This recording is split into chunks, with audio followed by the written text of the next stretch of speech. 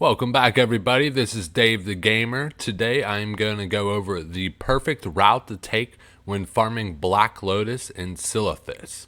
I'm also going to go over the add-ons you're going to need and a little bit of tips and tricks about the actual zone itself that you might want to hear. But without further ado, let's jump into this one.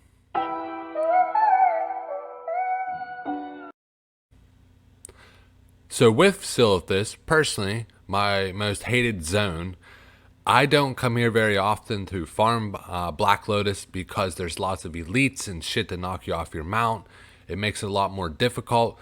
But with that being said, I'm sure a lot of people feel that way, aka there's not a whole lot of people usually farming Black Lotus here. So your chances are higher. You just got to deal with some bullshit along the way.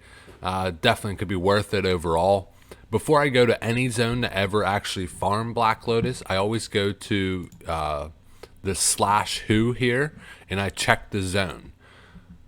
Little side note, perfect time to actually farm for Black Lotus in any zone, 1 a.m. to 10 a.m.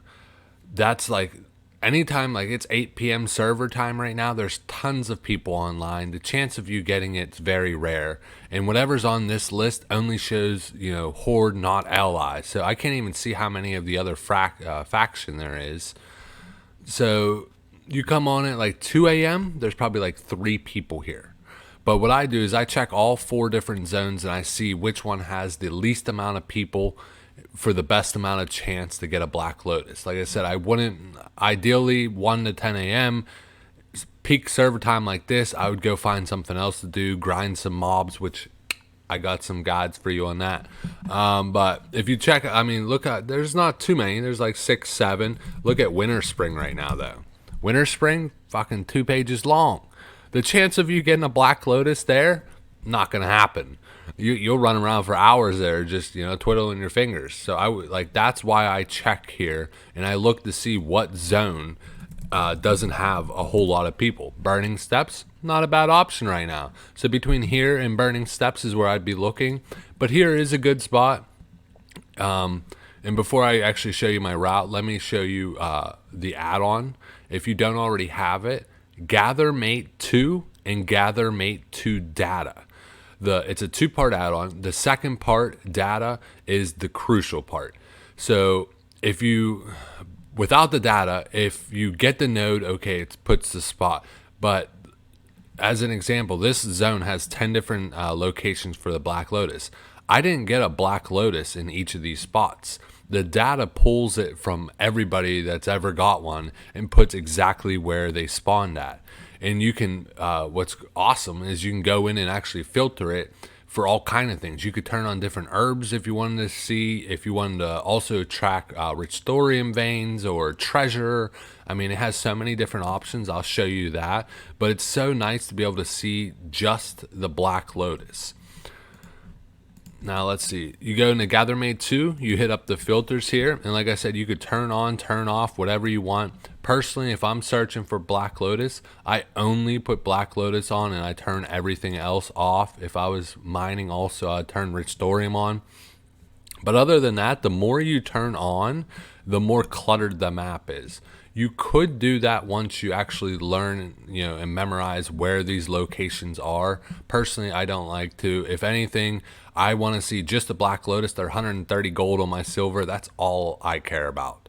If I run across a different type of herb or chest along the way, yeah, I'll stop, pick it up. But other than that, I don't need to see it on my map. I'm focused on one thing only. But to go over my exact route, so I made a route for each of the 4 zones. This is basically my 4th part that I'm going to be releasing. And just like all the other ones, I always recommend starting where you can hit 2 Black Lotuses back to back. So for example, if I was going to log off for today, I would log off right here.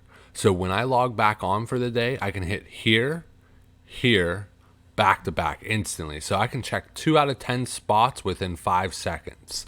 Instead of here and to get to the second spot's 30 seconds, like, I don't know, little efficiencies like that. There's been times where I logged on, checked the second spot, boom, got one, and now I'm done for the next hour. But to go through my route, so I'd start here, go to this one, come back here, shoot up here, here, there, there, oh, way down here, and then swing back and start. So I would hit 9 out of 10. You could hit this 10th one. There's no ideal way to hit it. Like, you almost got to come way out here and then come back and double check. Also, this is a very highly populated area for mobs.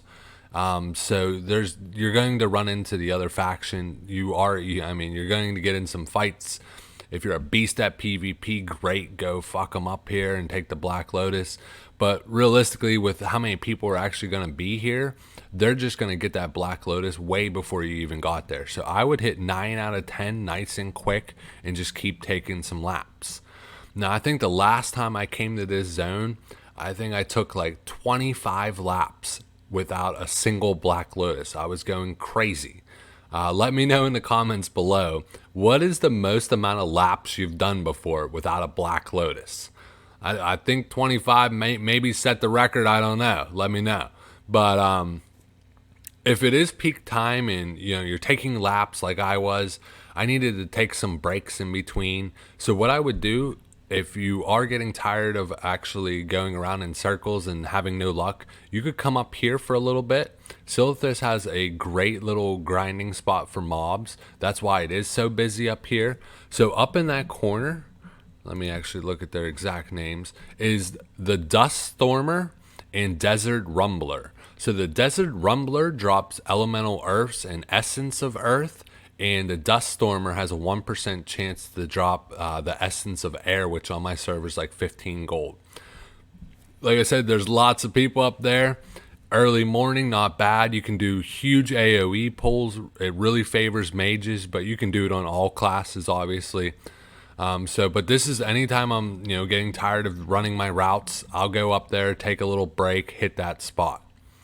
But that's kind of sums up everything that goes over the add-on, the exact route, what to do, the peak times, a little bit of everything. So if you learned anything and enjoy my content, please, I love the support. Hit the like button, subscribe. It's what drives me to make more.